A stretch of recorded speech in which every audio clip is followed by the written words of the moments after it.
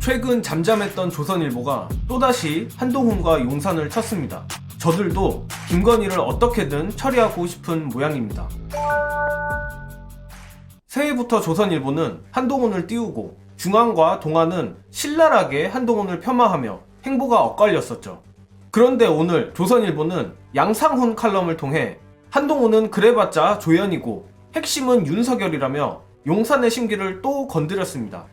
의뢰 조중동의 사설 칼럼이 그러하듯 앞부분은 걱정해주는 척 밑밥을 깔고 핵심은 뒷부분에 있는데 칼럼 일부를 읽어드리면 결국 총선의 주연인 윤 대통령의 선택에 모든 것이 달려있다. 윤 대통령 앞에는 총선으로 가는 신장로가 뚫려있다. 윤 대통령이 총선으로 가는 신장로엔 김건희 여사 문제라는 관문이 있다. 그 문만 열면 넓은 신장로가 펼쳐진다. 국민의힘은 총선을 한동훈 대 이재명 구도로 만들고 싶을 것이다. 신년회견에서 사람들이 윤 대통령에게서 받고 싶은 사과를 받고 듣고 싶은 대책을 들으면 자연스레 그렇게 된다.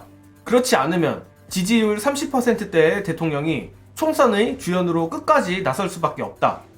한동훈을 띄우던 조선답게 한동훈을 직접 가지는 않았지만 어쩌면 한동훈이 더 민감한 윤석열 아바타라는 걸 사실상 돌려서 확인을 시켜줬습니다. 그리고 동아일보에선 김순덕 칼럼, 박훈상 칼럼으로 용산과 한동훈을 쳤는데요. 김순덕 대기자는 여전히 제2부속실 특별감찰관 설치에 미련이 있는 것 같고 한 가지 추가된 점이라면 조선일보와 마찬가지로 신년 기자회견을 열어 윤두창의 사과를 기대하는 것 같네요. 그리고 박훈상 정치부차장 칼럼에선 김건희에겐 아무 말도 못하는 한동훈의 치졸함도 저격했습니다. 김건희 특검을 도이치 특검이라 말하는 한동훈을 보며 황당했겠죠. 도대체 도이치 특검이 무슨 말입니까? 세상에 독일 특검이란 황당한 말은 들어본 적도 없습니다. 조중동의 절규를 보며 느끼는 것은 저 같은 일개 유튜버조차 한동훈이 답이 없다고 느끼는데 언론사 데스크는 우리가 모르는 수많은 뒷얘기들을 알 테니 더 답답하겠죠. 관련하여 치졸한 한동훈과 국민의힘에 대한 영상 보시고 이어가겠습니다. 동료 시민 70%가 찬성하는 김건희 특검법을 또 악법이라고 그러고 있잖아요. 그러니까 이 모순적 상황을 김준일 에디터는 어떻게 해석하십니까?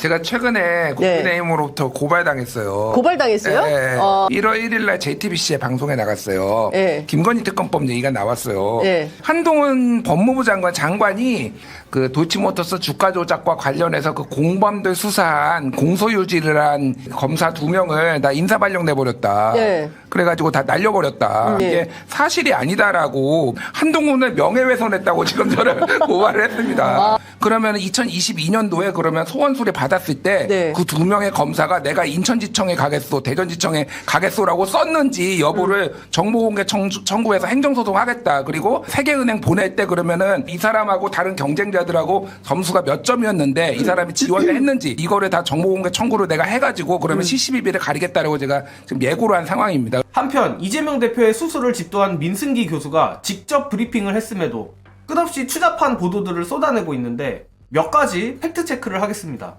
조선일보 단독으로 부산대병원 외상센터장의 인터뷰를 실었는데 제목만 보면 마치 이재명 대표가 부산대를 무시했다는 식으로 읽히죠.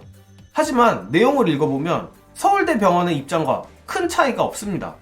문제는 언론이죠. 다시 말하지만 야당 대표는 국가의전 서열 8위이며 보수가 보기엔 탐탁치 않겠지만 특히나 총선을 앞두고 야당 대표 행보 하나하나가 중차대할 수밖에 없습니다. 몇 날 며칠이 소요되는 수술 후 입원 일정을 고려 안 할 수가 없겠죠. 게다가 정치 일정을 맞추는데 서울이 합리적이며 이를 위해 서울 이송이 가능하다면 그렇게 하는 게 맞는 겁니다. 그리고 결정적으로 이재명 대표나 민주당 측이 헬기 내놔라고 한 게 아니라 헬기 이송은 부산대병원 외상센터장이 내린 판단이라는 겁니다.